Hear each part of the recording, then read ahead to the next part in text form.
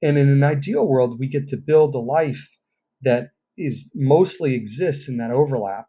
That's amazing, right? That's what I think a great education can lead us towards. And that's kind of the purpose of all of this.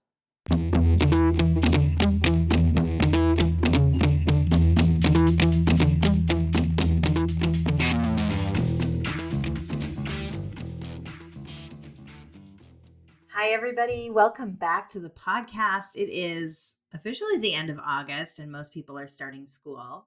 So today I am happy to have Jay, my business partner, back in the podcasting studio to talk about skills that every student should be working on in high school. He calls it skills to sail through high school, and you'll see why. There's a whole sailing metaphor in here. But I think it's really important to focus on this at the beginning of the year, of course, throughout the year, but at the beginning of the year, especially for those of you who have kids who are just about to start high school. These are important mindsets and frameworks and actual skills to really be working on. So I'm not going to say too much more now. I'll let you guys listen to the interview, and then I'll see you on the other side. Jay, thanks so much for coming back to the podcast. It's my pleasure. It's funny because you and I have conversations about these topics and issues and current events all the time, and I do often think after we finish, oh, we should have just done that on a recording. So it's great to have you back where we get to do this for everybody else. Yeah, I love talking about this stuff. So excited to explore some of it with you today. Yeah. So, what I was hoping we could focus our discussion on is the topic of a talk that you've given many times, typically to families who have students who are finishing middle school and about to make the transition to high school. And, we know that these families are concerned about a lot of things. This feels like a very pivotal moment. Before we go into our discussion, paint the picture for us. What's happening when a parent has, an eighth grader? We're heading into the summer, we're looking ahead to high school. What's their mindset? I think there's a lot of unknowns at that point. If you think about a school, let's assume school is ending in eighth grade and they're going to start another school the next year. At that point, a student and a family have gotten really familiar with the school. They've hopefully found their place, their identity, their teachers that they love, their relationships. And all of that is coming to a close, and they're about to start a brand new school adventure. And most families know by this point that the what they're about to start, quote unquote, now starts to count. And that's in reference to the fact that colleges are looking at your transcripts and information typically from ninth grade onwards. And so I think you put those two things together and you have a mix of nervousness, apprehension, sometimes excitement, concern, a sense of, oh my, we have to actually, know what we're doing at this point. And then that gets really complicated when you have complicated students who have some challenges, maybe neurodiverse students that are struggling in certain areas. So generally speaking, I think it's a time of hope and anticipation for the future. And especially for the parents, I think there's a lot of sense of concern and anxiety and trepidation. Yeah, and to put a finer point on it, there's also an interesting kind of parallel sets of awarenesses, maybe, right? The student is definitely aware that they're maybe joining a new school community, have to make some new friends, learn the ropes, everybody's getting older. And then there's, of course, adolescence and puberty and all of that stuff that's going on for them. But that level of awareness around, okay, now everything counts. We're staring down the college process. Maybe the parents are more aware of that Yeah. than the students are. Yep. And I think parents are also worried about, how do I bridge that gap? How do I get my student to now care about those things or share those concerns so that they can be successful in the college process? Wouldn't you say? Yeah, absolutely. And I think sometimes both parties are not thinking about it, though it's sort of lurking in the background. But very often, exactly what you said is happening. And I think a thoughtful parent, which most of the parents that we meet tend to be quite thoughtful, a thoughtful parent is thinking to themselves, how do I bring this into conversation without it causing extra stress. I don't want to be that parent who's only talking and thinking about college, but at the same time, that is what's on their mind. So I think there is a bit of inner kind of turmoil around even thinking about how to start the conversation about that future that quote unquote counts. Yeah, you're so right. For some families, it does feel like it's the culminating function of parenthood is to get my kid through the college process. Yeah, and in fact, we see that when we see that in the celebrations, which are totally warranted, but the celebrations once a child is into college, especially if it's a college that everybody's excited about, it's almost like, gosh, our job is done, and you and I both know, hey, that's the end of one job and then the start of another job. Hopefully more for the student than for the parent, but certainly nothing at that point is done, only just begun. Right. Well, it's interesting because I think a lot of the times when people think about the college process or embarking on this journey, they think about all the things that the student has to do. But what I really love about this talk that you give and the way you kind of set it up is that it really does show parents that they have a very important role in all of this. And it may not be what they think. Can you talk to us a little bit about that? Yeah, so I think I don't know where I saw this visual first, but I use a visual. It's very simple, and you can imagine from left to right is time horizontally in the age of the child. And as the child progresses from left to right in age, their independence goes up or should go up as kind of demonstrated by like a line straight up to the right. And for that to happen, as over that same period of time, a parent's support needs to go down from left to right. And there's a crossover in the middle, and the ideal is that stay at 20 or at some point whatever we deem reasonable or whatever's reasonable at that time. That number seems to keep moving in our society. But around that age, a child should ideally be independent and be able to manage their lives on their own with consultative input from the parents or maybe support in certain ways from the parents, but the child is functionally independent. And I think it's a beautiful ideal. It sometimes happens, sometimes doesn't. But I think what is underlying this or what the lead up to this gets sort of lost or masked. And so I think I'll actually illustrate this by a much more stark example. So we work with students that come to the US for college from abroad. And from time to time, those students come from families that are extremely wealthy. And it's such that we worked with students who have been supported in every way imaginable to the point where they really didn't have to do much to tend to their own, well-being. They didn't have to cook, they didn't have to do any cleaning or any laundry. And then, they get into college in the US, they come here, they get an apartment, they start college, and lo and behold, they have massive struggles with some of the basic just activities of even getting to class, let alone class activities. And I think there's a very stark example of if a student is over supported, then you can't just flick a switch and have them become independent. And so in what we tend to see here with a lot of the families that we work with is that well-meaning parents provide so much support for their students and for their kids. And look, I have two kids and I probably over support them all the time.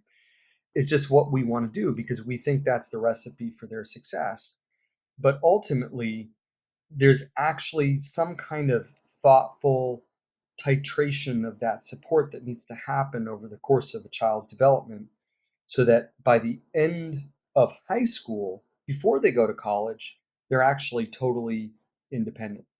So another way of thinking, another little analogy here is in high school, I played soccer, and our soccer coach would always tell us, "Hey, you should be sweating when you get on the field for, at kickoff."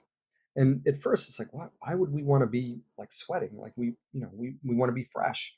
And he said, no, you have to warm up to the point where you're like completely warm in the game, ready to go physically and mentally at kickoff. And so that means you've got to actually warm up relatively hard.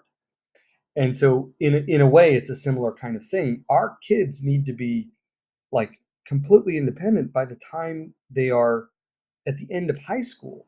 They should be able to tend to their own needs, fend for themselves. And of course, parents are still going to be involved, hopefully, but they should be at that point. And that takes a lot of thoughtful effort or lack of effort, frankly, over the course of a long time up to that. Right, right. Because I mean, what we're really talking about is failure to launch, right? Yeah. We're expecting them to graduate high school, leave for college, live an independent life maybe 2 months later, and you can't just start preparing them for independence the week before they leave for college. That's actually something that needs to be, I like that you said, titrated in over, many years, and they need to be allowed to build skills and practice making decisions for themselves, and even practice asking their parents for help instead of just expecting their parents to do everything for them. Yeah, and on the graph, like we sort of have these dotted lines that show that if parental support is not reduced, a child's independence can't actually increase. It sort of blocks it. Or the flip of this can sometimes happen where a child, for whatever reason, developmentally cannot be independent by a certain point in a certain domain, and the parent then jumps in and supports and gets really accustomed to supporting, and then doesn't actually withdraw that support as appropriate.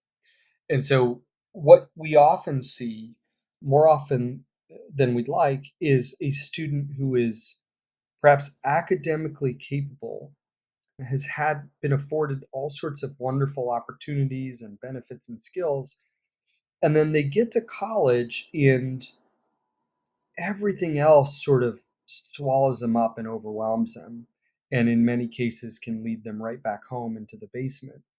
And that everything else are things like a student being able to think for themselves what they want to accomplish in a particular time span, a year, a month, a day, frankly.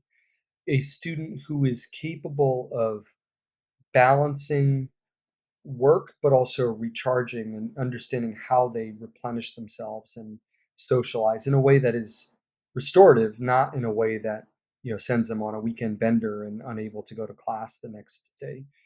And so there's so many different factors that can be overwhelming if a student is not accustomed to dealing with them, that eventually just lead to sort of a sense of kind of shutdown. And it's a pretty stark picture I'm painting. This certainly doesn't happen to all, perhaps even most students, but some version of it I think happens to a lot of students. And I think our job as parents and families and then counselors to parents and families is to help kind of think and talk about like what is the right way of understanding and looking at this journey? What is the right framework or mental model to use that actually substitutes for, I think, what I would call the default model, which is, great college at all costs.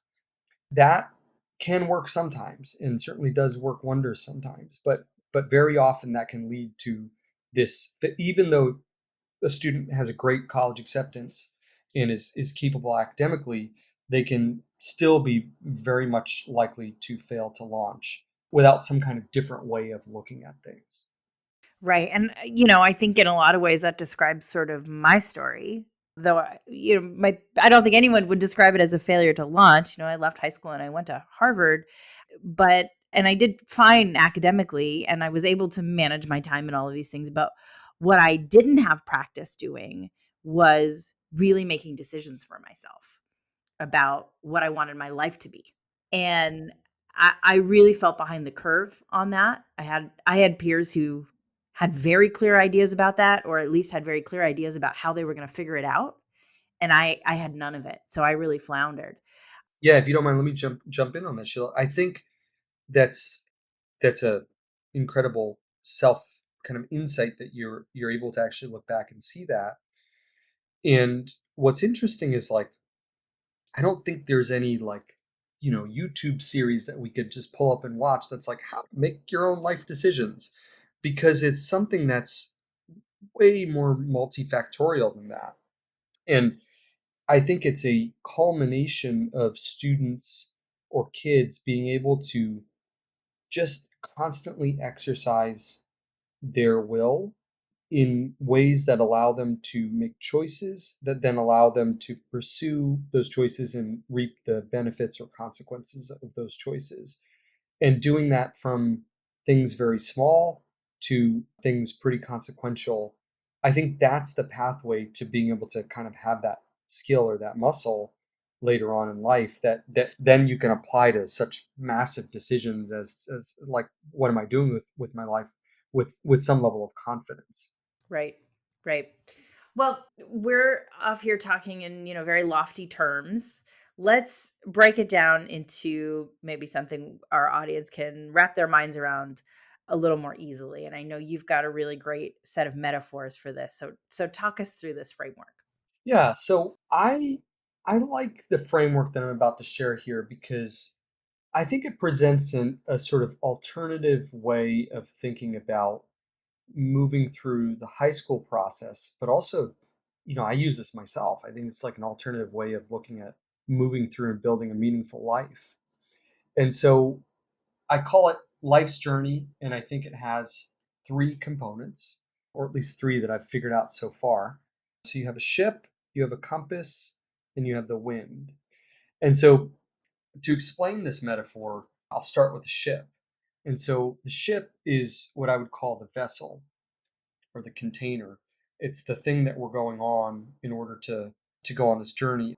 I start with the vessel because I think that we don't give enough attention in our narrative, in our conversation, to just the vessel that we need to build to be able to navigate through and have a happy life. And so the components of the ship are basics in my mind, like sleep, relationships, movement or exercise, nutrition, having a broad and strong academic base, having a good relationship to technology, having ways of managing one's own stress. To me, you could have a great academic career, but if you don't have these things in some kind of reasonable order, you're really putting the cart before the horse and probably going to run into some issues at some point relatively in the relatively near future. Right. We're gonna have a leaky or sinking ship if we don't if we don't have all of the planks. So when we think about like a life's journey and we think about parenting and think about helping kids, I think we definitely need to be putting attention on this container because honestly, I would rather a student who has a okay time academically, but understands how to take care of their body, build relationships, nurture themselves. They have a reasonable relationship to tech. I think they're probably going to have a better time building a more meaningful and quote unquote more successful life than a student who maybe is academically a rock star, but has disordered sleep, doesn't understand how to make and maintain relationships, doesn't know how to nurture their body, so on and so forth. And so I think as parents, as we're thinking about that sort of, the support and then withdrawing the support, ideally we're thinking about, on this dimension first, like let's help our students build the vessel that they can sail into their future. And the challenging part here, and you and I have talked about this a lot, Sheila, is like it's really hard to do that for your child if you're not doing that for yourself. Let me show you, let me try to lead by example, even if it's not perfect. Let me lead by example and show you how I care for my vessel and build my vessel and continue to renew and replace the planks that are bad and make sure I don't sink in the middle of the ocean. And in the process, I'm going to also support and help you. Or what could be really powerful, because I noticed this. I don't know if you've seen this with your students, that they think there's some shame in learning how to do things or struggling with things. And I think it's really powerful when a parent can be like, look, I realize I got to figure out how to have better relationships, or I need more movement in my life, or I need better sleep. I'm going to try to improve this part of my life. Do you want to learn how to do it with me? Yeah. Even just sort of making it transparent. Hey, I feel like things are not great with my friendships and I need to spend some more time. So I'm going to be out once a week. And what are you doing? Well, I'm going to hang out with my friends because hanging out with my friends is important and play is important, right? Just sort of communicating it, even if it's not lovely, if it's a shared activity, but if it's not, even just communicating that, because you and I both know, kids watch us, kids watch their parents very closely, even if they don't, you know, do or say what their parents want. They're certainly studying them and watching them for clues on how to live. Right. Okay, so we've got our vessel with all of these really important elements that we need to kind of shore up and get ready for our journey. What's the next piece of this? I think you called it the compass. Yeah, the next piece is the compass. So now we have to figure out, where is it that we're trying to go in this vessel. This is where we start to talk about, how do you find the direction that you actually should be going in. And there's this wonderful framework, model, concept called ikigai. It proposes that we find fulfillment, happiness, and meaning, all those good things, when we are building a life at the overlap of what we love, what the world needs, what we're good at, and if it's for a career, what we can be paid for. And so if we think about that as, like, in my mind, that's what we're trying to navigate towards. That's our north. If we can move in that direction, and we kind of zigzag until we get closer and closer and closer. And in an ideal world, we get to build a life that is mostly exists in that overlap. That's amazing, right? That's what I think a great education can lead us towards, and that's kind of the purpose of all of this. And so, one of the things that I think people bring up is like, well, how do I find that? Like, how do I even get there? And I think this is where things get a little bit messy, right? Because if we knew that, we would just immediately go there. You have to enter into things and experience them, and then get the feedback from that to say, I'm actually better at that than I thought. Or, you know what? I'm really good at that, and I do not want to do that ever again. And that's the process with our kids in their youth. They also have a longer runway on which to experiment, to figure out, what it is that they really want to do. And so when we think about high school, I think about this as a beautiful time for students to practice navigating towards this place.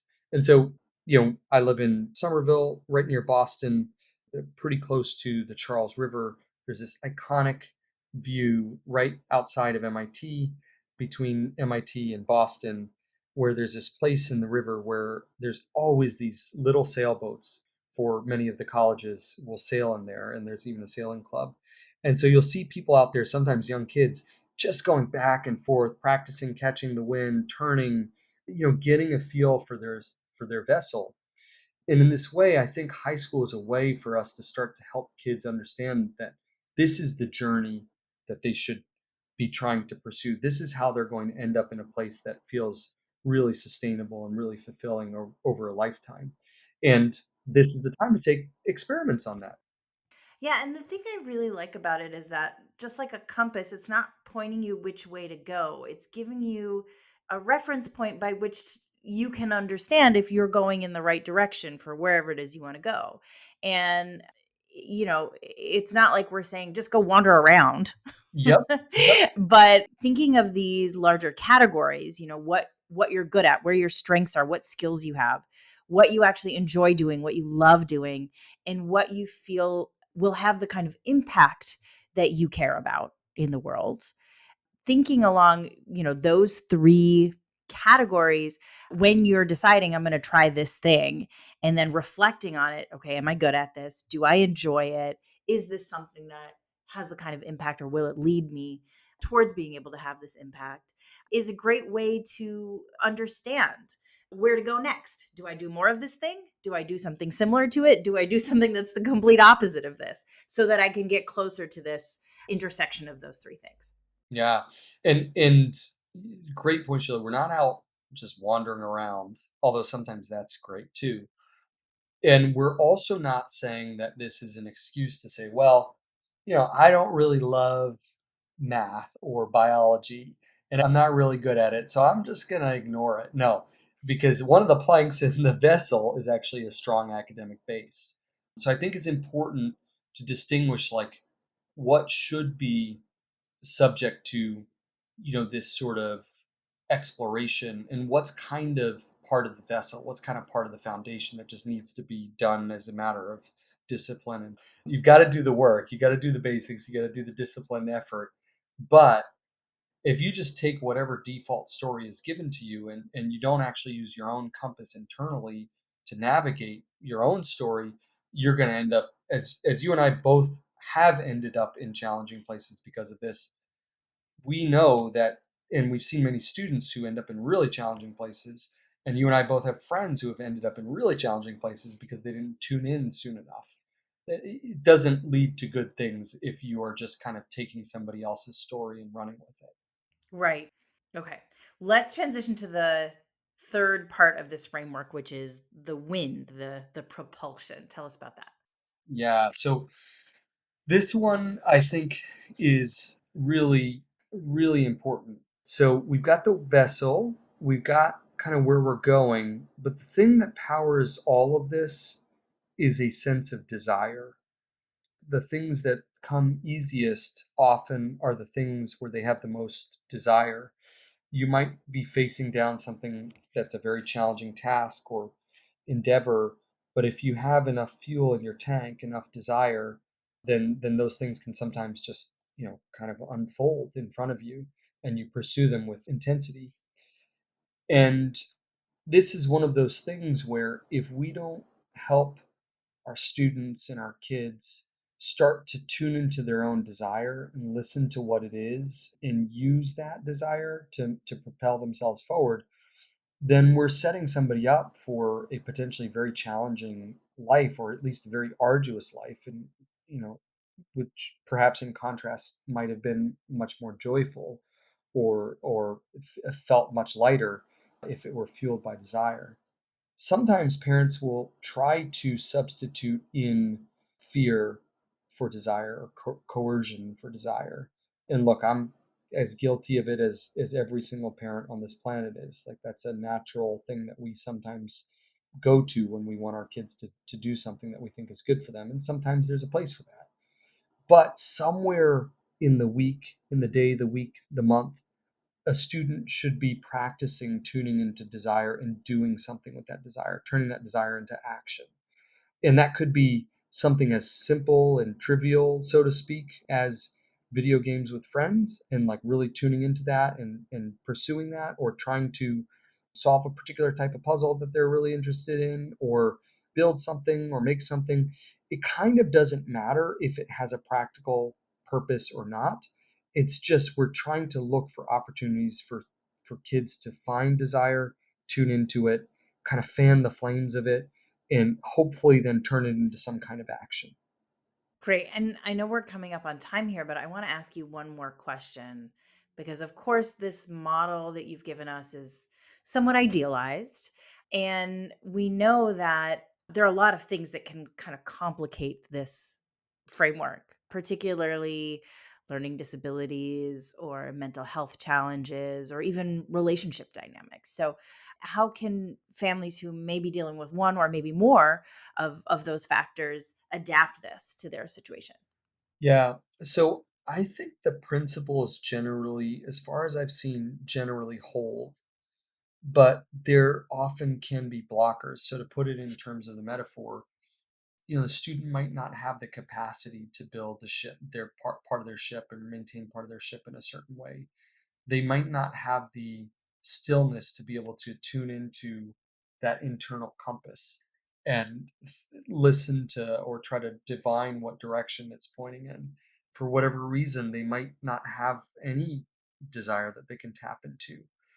And so I think about, as we're thinking about this as parents, we want to try to understand what, if there is something that's standing in our child's way. Obviously the right answer is not to just remove it, but it's to think about, like, for the long term. So I'd say it's really kind of trying to reflect on what might be blocking a student, and then thoughtfully trying to empower the student to be able to actually address that themselves with the appropriate tools. Well, thanks, Jay. I know there's so much more we could go into here, but I think we've got to cut the conversation short at some point. But so thank you for joining me. And yeah, I'm sure we'll have you back because I know the next piece of this is sort of practical advice for parents on adopting a coaching posture. So I think maybe we'll get you back in a couple of weeks to talk about that. That sounds great. All right. Thanks again. All right, thanks. Bye bye. Hey, folks, I hope you found that really enjoyable and helpful and maybe a little bit enlightening and inspiring. As we were editing this episode, I had to cut probably half of what Jay said out just to keep this at a reasonable length. But you can tell this is something he's really thought a lot about and is really passionate about. He reads so many books on these topics of motivation and discipline and organization. He really is my go-to whenever I have a question or a challenge around any of this. So he's got a lot of really powerful stories that I wish we had time for him to share on the episode, but like I said, they ended up on the cutting room floor. But if you have questions about this, if you want to hear more from Jay, reach out and we'd be happy to see what we can arrange for you. This is a talk that he often gives to rising eighth graders or the parents of rising eighth graders so that they have something that they can hold on to as their kid is about to transition into high school, and it has proved very valuable for all of them. So thank you for listening, and I hope you enjoyed it. I'll have more along these lines in the coming weeks, and we'll really dig into some of those executive functions that can complicate that high school journey or really propel it. So stay tuned. And as always, thank you for listening, and I will see you next week. Thanks.